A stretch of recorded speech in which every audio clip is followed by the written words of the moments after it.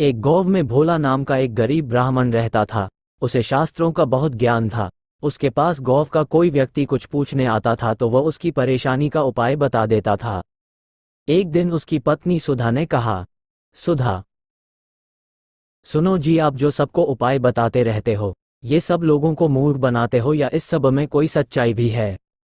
भोला, तुम मेरी धर्म पत्नी होकर मेरी शिक्षा पर प्रश्न चिन्ह लगा रही हो। मेरी बात कभी झूठी नहीं होती। सुधा, तो फिर अपने लिए कोई उपाय क्यों नहीं करते? तुम्हें दिखाई नहीं दे रहा हम कितने गरीब हैं? भोला, अमीरी गरीबी की माया तो मेरे श्रीहरि जाने, लेकिन एक बात है, उन्होंने आज तक हमें भूखा सोने नहीं दिया। सुधा, एक दिन ऐसा भी आएगा कि गांव में आपको कोई नहीं पूछेगा, तब भूखा ही सोना पड़ेगा। इसी तरह भोला भगवान विष्णु की भक्ति में लीन रहकर गुजर बसर कर रहा था। तभी एक दिन उसके पास एक सेठ जी आए। उन्होंने कहा, सेठ जी, भोला, मेरे पास बहुत पैसा है लेकिन सुख भोगने के लिए संतान नहीं है। मेरा क्या कसूर है जो मुझे संतान का सुख प्राप्त नहीं हो रहा है? भोला, सेठ जी, आपके पिछले जन्म के कर्मों के कारण आपके घर में संतान नहीं है। पिछले जन्म में आप एक शिकारी थे। आपने एक चिड़िया को मार दिया था। वह अपने बच्चों के लिए दाना लेने गई थी, जिससे उसके बच्चे भूख से तड़प कर मर गए। इसी कारण इस जन्म में आपको संतान का सुख नहीं मिल पाया है। सेठ जी, पंडित जी, कोई तो उपाय होगा। भोला, सेठ जी, जब आपके पाप कर्म समाप्त हो जाएंगे तो आपको ये सुख मिल सकता है, इसके लिए इंतजार करना होगा। सेठ जी, मैं आपका घर धन से भर दूंगा, किंतु मेरे घर में संतान होने का उपाय बता दीजिए। ये सुनकर भोला को गुस्सा आ गया। उसने कहा, तुम मुझे धन से खरीदना चाहते हो, चले जाओ यहां से। उसके जाने के बाद सुधा ने कहा, सुधा, जब वह सेठ धन देने को तैयार था तो तुम्हें क्या हो गया था? उसे उल्टा सीधा कुछ भी उपाय बता देते।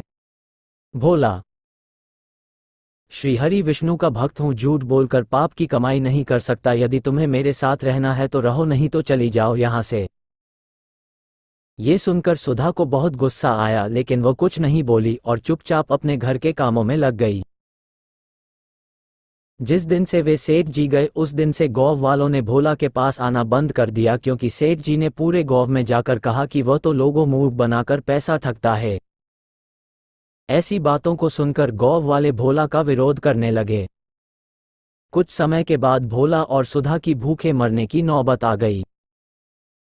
तब सुधा ने कहा, मैंने तुम्हें कितना समझाया, लेकिन तुम तो अपने विष्णु भगवान के चक्कर में पड़े हो। अब जब हम जिंदा ही नहीं रहेंगे तो भगवान जी की पूजा कैसे करोगे?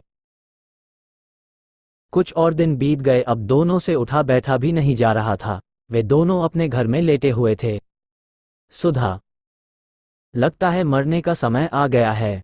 भोला, मुझे तो लगता है भगवान से मिलने का समय आ गया है। तू भी आखिरी समय में भगवान श्रीहरि का ध्यान कर ले। भोला और सुधा दोनों श्रीहरि भगवान विष्णु का ध्यान करने लगते हैं। उसी समय भगवान श्रीहरि विष्णु उन्हें दर्शन देने के लिए प्रकट हो जाते हैं। भोला, भगवान, अब तो हमारे अंदर इतनी भी हिम्मत नहीं कि आपके श्री चरणों में प्रणाम कर सकें। अब तो आप हमें अपनी शरण में ले लीजिए। भगवान विष्णु, तुम मेरे ऐसे भक्त हो जो बिना किसी लालच के मेरी भक्ति कर रहे हो, इस कारण तुम्हें इसी संसार में रहकर कर धर्म की शिक्षा देनी है। तभी भगवान विष्णु की कृपा से भोला और सुधा दोनों पूर्ण रूप से ठीक हो जाते हैं। दोनों को भगवान विष्णु आशीर्वाद देते हैं। विष्णु जी, मेरी कृपा से तुम्हें अन्न धन की कभी कमी नहीं होगी। आज से तुम्हारा केवल मेरी भक्ति करना है। ऐसा कहकर भगवान श्री हरि अंतर्ध्यान हो गए।